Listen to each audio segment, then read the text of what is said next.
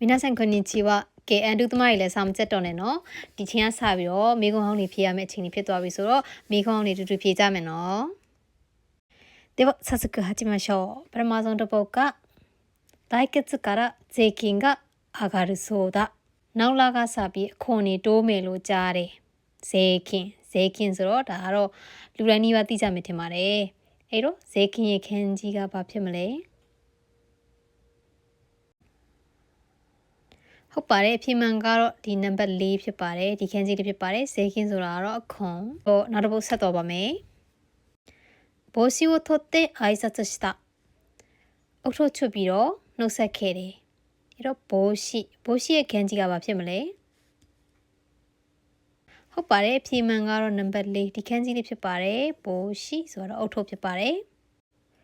နောက်တစ်ပုဒ်ကどうも道に迷ってしまったらしいလမ်းမလာတဲ့ပုံပဲအဲ့တော့မာယော့တေရဲ့ခန်းကြီးကဘာဖြစ်မလဲ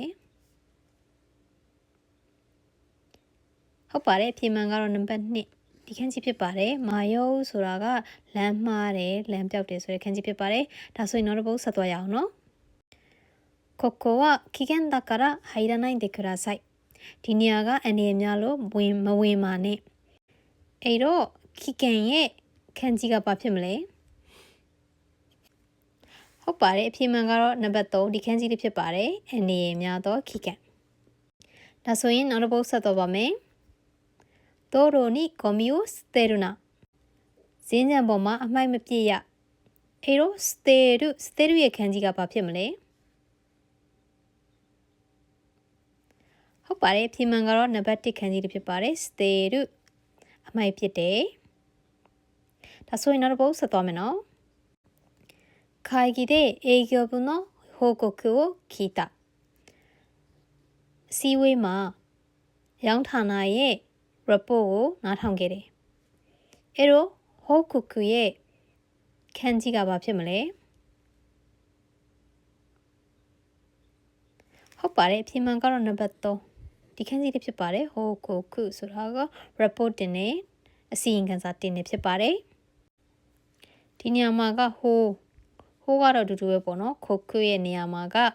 ဒီခန်းကြီးလေးပေါ့နော်ဒီရေစက်မပါတဲ့ခန်းကြီးဘာမှမပါတဲ့ခန်းကြီးကအမှန်ဖြစ်ပါတယ်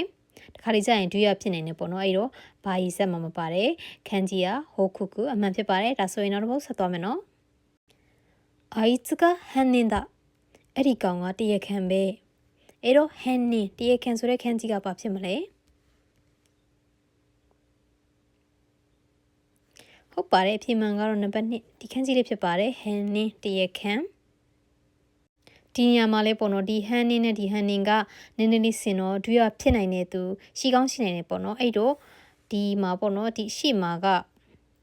ဒါဒီလိမ့်ဆန်ဆိုရဲပေါ့နော်လိမ့်ဆန်နေမှာပါတဲ့ခန်းကြီးလေးပေါ့နော်လိမ့်ဆန်နဲ့ပတ်သက်တဲ့နေရာမှာပါတယ်နဲခိုတို့ဘာလို့မှာပါတဲ့ခန်းကြီးလေးအဲ့ဒါလေးကတ်ထားတဲ့ဆိုရင်ဒါဟန်နင်းတရခန်းအစ်စ်ဖြစ်ပါတယ်တရခန်းဆိုတာလူစိတ်မရှိရသူပေါ့နော်အဲ့တော့လိမ့်ဆန်ဆိုတဲ့ခန်းကြီးလေးကတ်ထားရင်တော့ဒါဟန်နင်းဆိုတဲ့ခန်းကြီးဖြစ်ပါတယ်ဒါဆိုရင်နောက်တစ်ပုဒ်ဆက်တော့ပါမယ်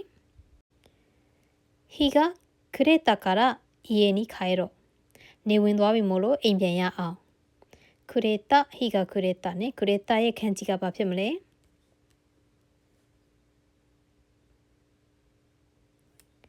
ဟုတ်ပါတယ်ဖြေမှန်ကတော့နံပါတ်1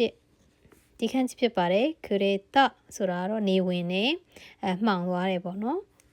အဲ့တော့ N2 ဖြေမဲ့သူတွေကိုပြောချင်တာကဆောင်းဝဲနီးလာပြီဆိုတော့တခြားဘာမှစာမကြက်တော့ဘဲနဲ့မိကုန်းအောင်နေဖြေမယ်ဖြေပြီးတော့မှကိုမသိတဲ့စကားလုံးဆိုရင်နှုတ်လေးထုတ်ထားပြီးတော့အဲ့ဒါပြန်ကြည့်မယ်ဆိုရင်ဒါဒီကိုကဆောင်းဝဲဖြေနိုင်ဖို့ရခိုင်တော့များပါတယ်じゃあ皆さんまた会いましょうね